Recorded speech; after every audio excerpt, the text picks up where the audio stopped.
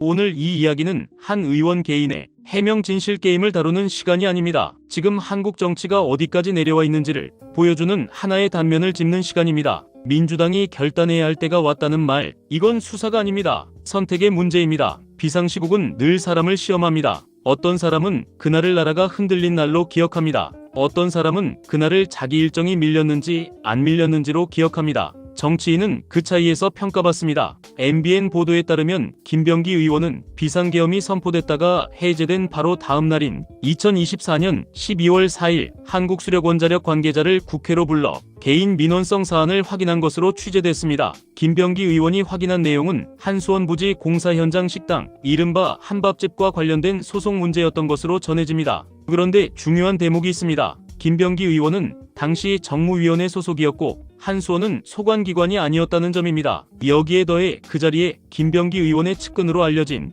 전직 구의원 어씨가 동석한 정황까지 보도됐습니다. 김병기 의원 측은 동작구민 민원을 확인한 것일 뿐이고 계엄 이전부터 잡혀있던 일정이었다고 해명했습니다. 하지만 이 사안을 단순히 민원을 챙겼느냐 마느냐의 문제로 끌고 가는 순간 논점은 흐려집니다. 국회의원이 지역 민원을 듣는 것이 문제라는 이야기가 아닙니다. 문제는 방식이고 맥락이고 그날이 어떤 날이었느냐는 점입니다. 소관기관도 아닌 공기업 관계자를 국회로 부르는 행위가 갖는 의미는 가볍지 않습니다. 국회라는 공간에서 의원실이 공기업 관계자를 호출하는 순간 그 자체로 직무상 영향력과 압박 구조가 형성됩니다. 이 구조는 해명 한두 문장으로 사라지지 않습니다. 미리 잡아둔 약속이었다는 설명도 본질을 피해갑니다. 질문은 이것입니다. 비상계엄 해제 직후 나라 전체가 공적 위기를 수습하던 시간에 공직자는 자신의 일정을 다시 판단할 수 있었는가입니다. 그 장면을 국민이 어떻게 볼 것인가를 생각해야 합니다. 일정이 미리 잡혔는지 여부가 아니라 그 일정의 무게를 다시 재는 판단 능력이 있었느냐가 핵심입니다. 여기에 어씨 동석 정황은 의혹을 더 날카롭게 만듭니다. 같은 보도에서 어씨는 김병기 의원 차남의 숭실대 편입 과정과 관련해 입시 컨설팅 업체 대표를 만나 편입 방법을 논의하는 등 깊게 관여했다는 의혹도 함께 언급됩니다. 민원 확인을 위해 동석했다는 설명은 가능할 수 있습니다. 그러나 가능하다는 말과 납득된다는 말은 다릅니다. 개인 민원, 가족 관련 문제, 측근의 입시 개입 의혹, 공기업 관계자 호출, 이 모든 장면이 하나의 화면에 담기는 순간 공적 권한이 사적 네트워크에 편의적으로 사용됐다는 의심은 커질 수밖에 없습니다. 이쯤 되면 의혹은 개별 조각이 아니라 구조로 읽히기 시작합니다.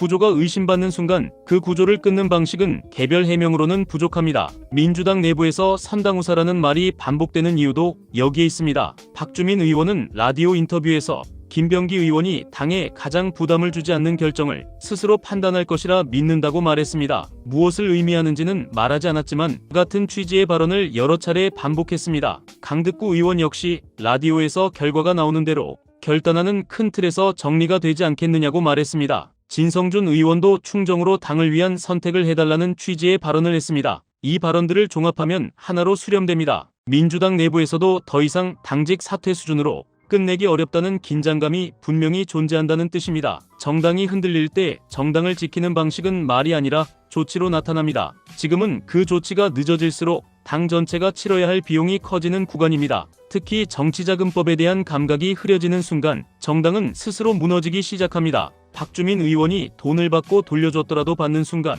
범죄가 성립된다는 취지로 말한 대목은 정확히 핵심을 찌른 발언입니다. 받았다는 행위 자체가 핵심인데 돌려줬다는 말로 윤리적 책임을 덜어내려는 순간 국민은 정치권이 자기들끼리 통하는 변명으로 여론을 관리하려 한다고 느끼게 됩니다. 민주당이 이 사안을 개별 일탈로 정리하려는 인상을 주는 순간 그 다음에 오는 것은 프레임이 아니라 불신입니다. 불신은 선거철에만 나타나는 감정이 아닙니다. 국정 전반의 추진력과 개혁의 정당성을 갉아먹습니다. 그래서 민주당이 해야 할 일은 두 갈래로 분명합니다. 첫째는 민주당 내부의 공직 윤리 체계를 시험대에 올리는 일입니다. 윤리심판원 절차를 밟는 것만으로 부족하다는 지적이 왜 나오는지 직시해야 합니다. 징계는 결론입니다. 국민이 원하는 것은 과정의 투명성과 납득 가능한 기준입니다. 국민은 나중에 징계하겠다는 말보다 지금 무엇을 확인했고 무엇을 확인할 것이며 그 결과를 어떤 기준으로 판단하겠다는 설명을 보고 싶어 합니다. 김병기 의원 관련 보도가 연달아 이어지는 상황에서 경찰 수사 중이라 말할 수 없다는 말만 반복하면 사실상 당이 스스로 손발을 묶는 셈이 됩니다. 수사는 수사대로 가야 합니다.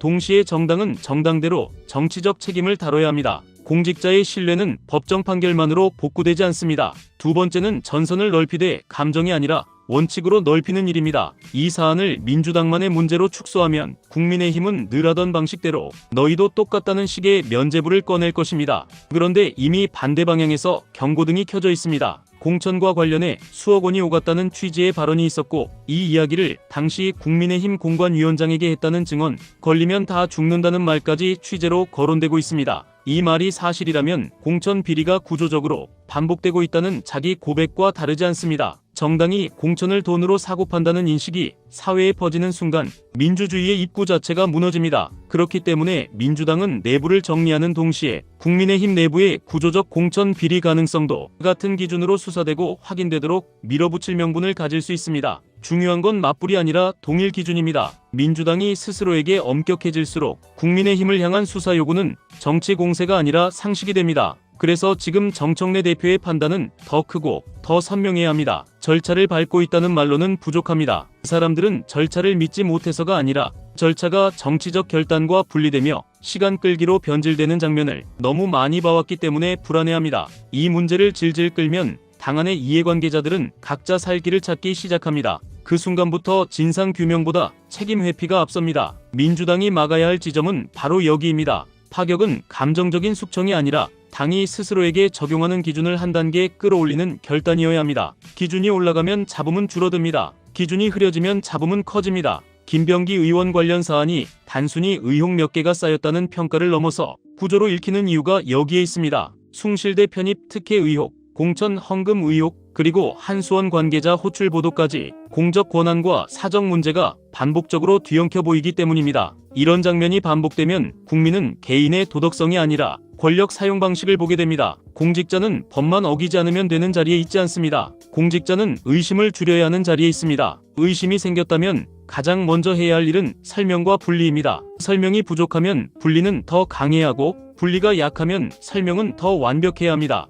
지금은 둘 다 부족하다는 불만이 커지고 있습니다. 민주당 내부에서 선당우사를 말하는 의원들이 늘어나는 것은 김병기 의원 개인에게만 보내는 신호가 아닙니다. 당 전체가 국민 앞에서 어떤 태도를 취할 것인지에 대한 자기 경고입니다. 강득구 의원이 대단히 죄송하다고 말한 대목은 단순한 도의적 표현이 아니라 정치적 현실 인식입니다. 의는 특정 인물을 위한 조치가 아니라 민주당을 지지해온 시민, 그리고 민주당에게 국정을 맡긴 시민을 위한 조치입니다. 민주당은 지금 갈림길에 서 있습니다. 의혹을 개별 사건으로 처리하면 다음 의혹은 또 터집니다. 구조가 그대로이기 때문입니다. 구조를 바꾸겠다고 결단하면 당장은 아프겠지만 장기적으로는 당과 정부의 추진력을 지킬 수 있습니다. 그리고 그 과정에서 국민의힘의 공천 비리 의혹 역시 같은 기준 아래에서 수사되고 처벌될 수 있는 길이 열립니다. 민주당이 먼저 기준을 세우고 지키면 정치권 전체의 바닥은 조금이라도 올라갑니다. 지금은 그 바닥을 올리지 않으면 모두가 바닥으로 끌려갈 시기입니다.